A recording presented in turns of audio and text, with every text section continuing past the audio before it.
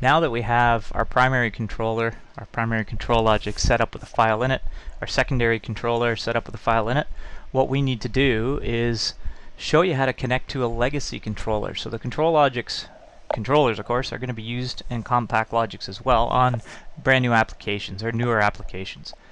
Now, what we're going to use is a SLC controller as something we call a legacy controller. So a legacy controller is something that was installed in the field previously, but wouldn't necessarily be used in a brand new project.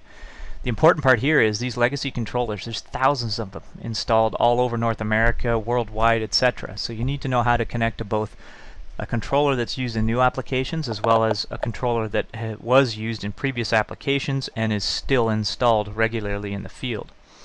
So what I want you to do is go into the Lab 2 folder on the Y drive under our SCADA course, copy over the Lab 2 template.rss file, paste it on your desktop, and remove the read-only properties.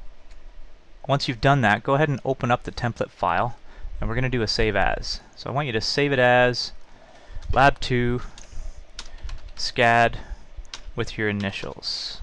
Okay. So I've used this file before, so I'm simply going to overwrite it, but this will be new for you.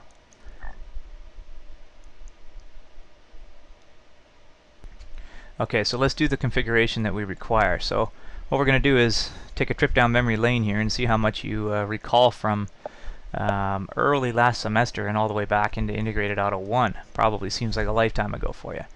So if we go into channel 1 channel configuration, you recall we need to set up our node address. So you guys, based on the green sign that you're sitting at inside the programming lab, need to know, of course, what node address needs to be applied to your SLC controller. So you look that up with the table that's provided to you. Go ahead and change it here. Once you're happy with it, simply say OK to close that up. And the other thing I want to show you is if you go into the I/O configuration, okay, I've already set up these modules for you, so we don't need to spend time going back on setting this entire rack up. So this default file will take, or this template file will take care of that for you. But what you will need to do is jump into slot number 8 here. If you recall, we have a remote I/O scanner loaded there. We're going to go into our edit group data, okay, and simply select a full rack for logical rack 0. Alright, to ensure that the remote I/O scanner has something configured so it doesn't fault on us. And we're going to say OK. Simply click OK from here, and we can close up our I/O configuration and save the file. Now, something that's vitally important here, if you recall back in Integrated Auto 1, you would have been connecting two jumpers at the back of the lab. One would allow you to download, that's the Data Highway Plus connection. The other one, the Remote I/O connection, would allow you to control or connect to the FlexIO modules that are sitting out on each work cell. Well, we don't want to control them with this particular processor.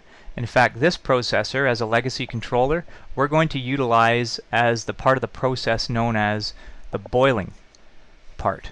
Okay, so that's going to sit alone with some predefined addresses in it and some logic down the road, but we're not going to be physically controlling the work cell from this particular controller. So we need to make sure that remote I/O connection is not made at the back of the lab. Alright, so with our controller configured, we can go ahead and add a rung of logic, very similar to what we did in the RSLogix 5000 files. So with an XIC and an OTE set up, I'm going to highlight, throw an address in here of B30/0.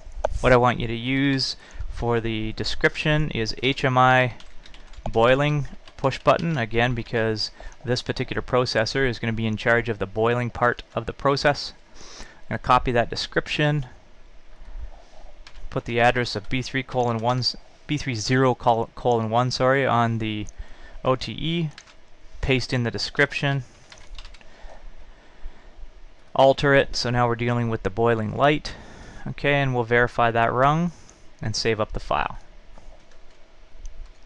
So the next step is to simply download this logic to the SLC controller. So if I go into my comms and system comms, okay, I'm going to minimize these drivers to take you from the top. So if you recall, we have to use a gateway, and in order to get to that SLC, so we're going to go over Ethernet at the back of the computer, connect up to the gateway at the back of the lab, and then ultimately convert over to Data Highway Plus based on those cards that are loaded into the gateway rack at the back of the lab. So we're going to expand our Ethernet driver Then we're going to expand on our gateway IP address, and you notice here my gateway IP address is .201. If you recall, you guys in the lab will in fact be using .200 to go find your slick. So expand your gateway address, expand the backplane, and we're going to open up all the cards, of course, that are sitting in that chassis. So I'm just going to minimize this again. So make your way down to the card loaded into slot number 10, which is that Data Highway Plus Remote I/O combo communication card, and we'll simply expand, and then it's up to you depending on whether your slick is on channel A or channel B based on the table you're provided. In this case, mine's under channel A. Of course, I'll highlight up the processor and go ahead and download to it. So we'll follow through the prompts, and again, either bringing back nightmares or you'll find this process pretty straightforward. And we'll go ahead and put our program into, or our processor into run mode here.